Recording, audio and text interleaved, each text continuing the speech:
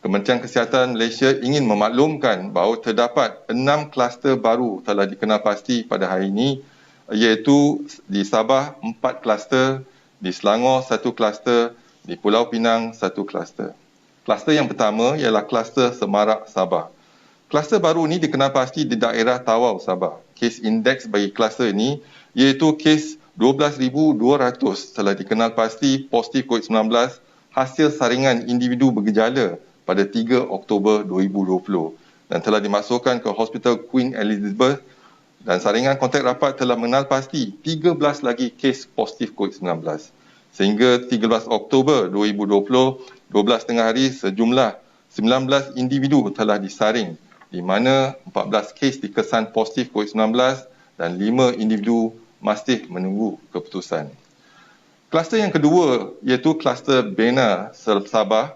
Kluster baru ini dikenal pasti di Beaufort, Sabah. Kes indeks bagi kluster ini iaitu kes ke 15,575 telah dikenal pasti positif COVID-19 hasil saringan kemasukan ke Hospital Sipitang pada 10 Oktober 2020 dan telah dimasukkan ke Hospital Queen Elizabeth. Saringan kontak rapat telah mengesan 13 lagi kes positif COVID-19. Sehingga 13 Oktober 2020, 12 tengah hari, sejumlah 59 individu telah disaring, di mana 14 kes dikesan positif COVID-19 dan 45 individu adalah negatif.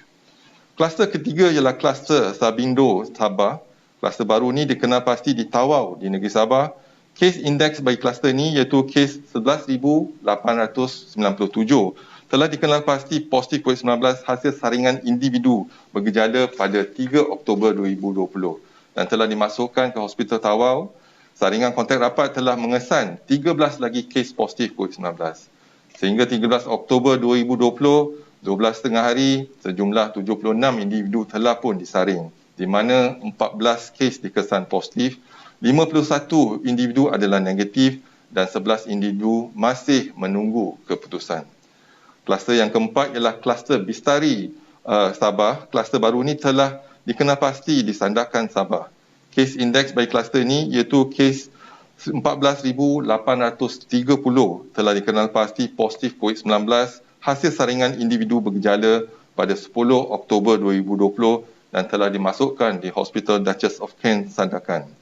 Saringan kontak rapat telah mengenal pasti 18 lagi kes positif COVID-19. Sehingga 13 Oktober 2020, sejumlah 45 individu telah disaring, di mana 19 kes dikesan positif, 26 individu masih menunggu keputusan. Kluster baru yang kelima ialah kluster Bah Kenangan di Selangor. Kluster baru ini melibatkan daerah Ulu Langat, Selangor. Kes indeks bagi kluster ini iaitu kes ke 11,802 telah dikenal pasti positif COVID-19 hasil saringan pulang dari kawasan berisiko tinggi di Sabah pada 2 Oktober 2020 dan telah dimasukkan ke Hospital Sungai Buloh. Saringan kontak rapat telah mengenal pasti 17 lagi kes positif COVID-19. Sehingga 13 Oktober 2020, sejumlah 38 individu telah disaring, di mana 18 kes dikesan positif. 15 individu adalah negatif dan 5 individu masih menunggu keputusan. Kluster baru yang terakhir ialah kluster penjara Jawi Pulau Pinang. Kluster terbaru-baru ini dikenal pasti di seberang Perai Selatan Pulau Pinang dan 3 tahanan telah dikenal pasti positif COVID-19 hasil saringan kemasukan dari penjara Reman Timur Laut pada 11 Oktober 2020. Mereka semua tidak bergejala dan telah dimasukkan ke pusat rawatan risiko rendah. Sehingga 13 Oktober 2020, 12 tengah hari, sejumlah 226 individu telah pun disaring. 3 kes dikesan positif COVID-19, 61 individu adalah negatif dan 162 individu masih menunggu keputusan.